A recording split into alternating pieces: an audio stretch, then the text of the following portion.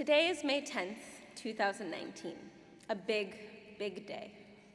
The 93rd Manhattan School of Music commencement ceremony and the culmination of the centennial year celebrations. It is my second time graduating from this school, and it is also my 24th birthday.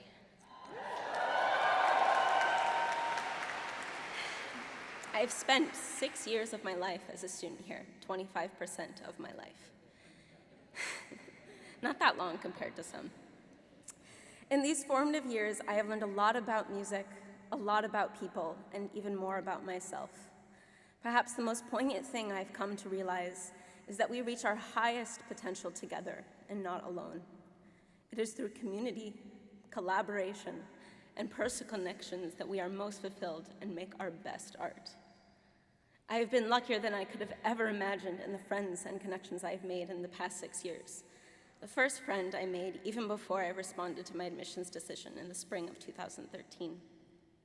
I was at MSM with my mom, and we had extra time before my trial lesson, so we went on the tour for our second time.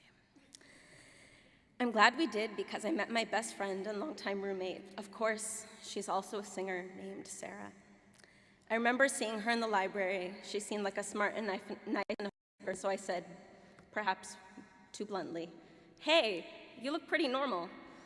Sarah, a bit taken aback, replied, yeah, I think I am. I said, "Awesome. If you decide to go to school here, would you want to be roommates?" She laughed and gave me a very friendly, maybe, yeah.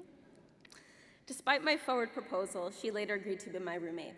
She inspires me to always find empathy with others and to really listen louder. We should all listen louder. It never hurts to ask people for what you want. The worst thing that can happen is that they say no. It was from Dr. Pagano that I learned the Manhattan School of Music motto. Macte virtute sic itur ad astra. Those who excel reach the stars. Such a lovely image, but what does that really mean? To excel means to rise higher than, to power, to surpass.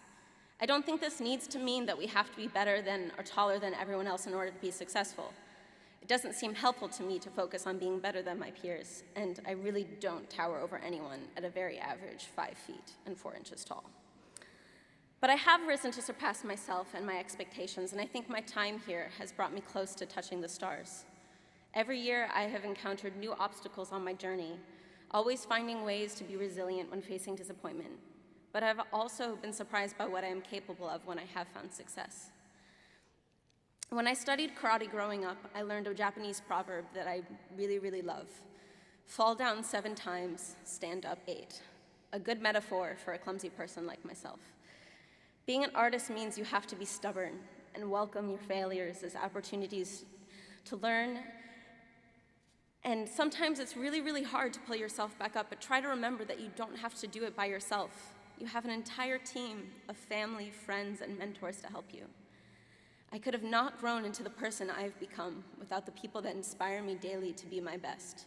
My teacher, Ashley Putnam, who has become more than just my mentor, has shown me how to sail my ship, how to tell a compelling story, always reminding me to stay fascinated in what I'm doing.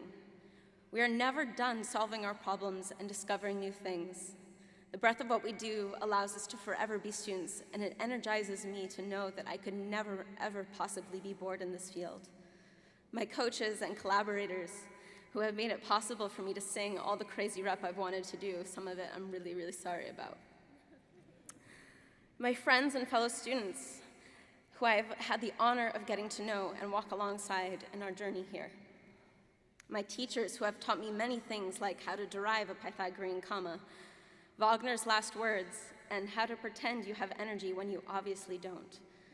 My family that supports me not only in attending almost all of my performances, but also through their advice, reassurance, and love.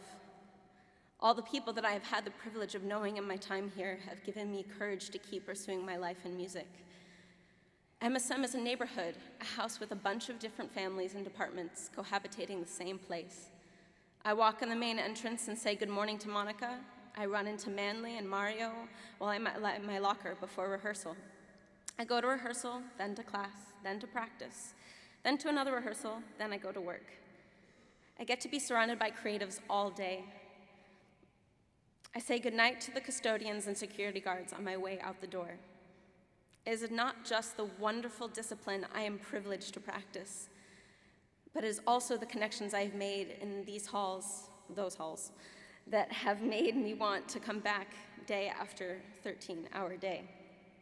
I have spent many hours of my time at MSM in classes, rehearsals, practice rooms, and performances. I have looked at my transcripts, and I have taken a total of 110 classes and ensembles and have earned 187 credits, a full-time student. But I have also spent a lot of my time as a part-time employee working for house staff, production, campus store, mail and copy room, and admissions. A huge thank you to all of my bosses. These jobs have allowed me to most fully appreciate the various components of the creative process that informs a musician's life. I've had the opportunity to meet so many of you and watch you grow as people and artists. I met a lot of you while you were here to audition, and again in the store with your families during orientation, selling you MSM merchandise and books. I worked backstage and in the house for your recitals and concerts. I've seen how the nervous backstage person flips an instant switch to become the superhuman performer on stage. I've seen the power of musical collaborations on the smaller and larger scales, and then very happily went to your receptions. I thank you all immensely for the free calories. Every college student knows you find the free food where you can. One of the most vivid memories I have here is the day after the election in 2016, a day we realized how polarized this country has become. That Wednesday also happened to be the day of the Stephanie Blythe Voice Masterclass that year. I walked into Greenfield dragging my feet, not feeling the excitement I normally would be.